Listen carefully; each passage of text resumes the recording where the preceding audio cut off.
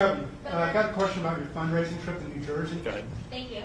So Judge John Cooper ruled on Friday that your executive order on mask mandates is unlawful. How do you react to that? What are your next steps? Well, it's going to be appealed. Obviously, it's problematic. If you look at the ruling, he's basically saying that it violated the school boards. The Parents' Bill of Rights violates the school board.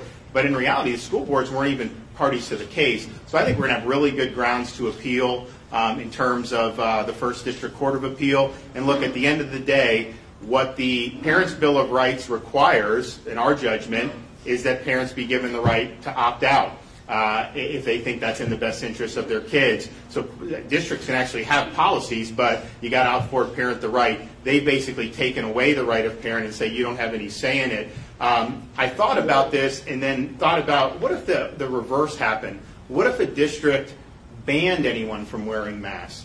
I'll bet you'd have parents sue under the Parents' Bill of Rights, say, hey, wait a minute, I think this is in the best interest of my child to go to school to wear, you know what, I think that they would win on that. And so it'll be appealed, we'll end up getting it back, and I think at the end of the day, ultimately we're just trying to stand with the parents. A lot of parents, they know their kid in terms of the health. Parents' Bill of Rights has said this is your right here, and we think it's important that they be able to be given the ability to opt out. Good news is that if you look at where we're seeing, obviously they've increased testing a lot among school-age kids, massive increase in testing. But I think these are mostly asymptomatic and minimal cases. The American Academy of Pediatrics even came out and acknowledged that there's no evidence that the Delta is more severe with minors than the previous iterations of COVID. CDC actually in their briefing last week said, the COVID positive patients who are under 18 in hospitals is no different in terms of the proportion than it's been throughout the entire pandemic. And in Florida, it's been about 1.1, 1.2%. And a lot of those are hospitalized for things other than COVID. They're positive, but they're being treated for other things.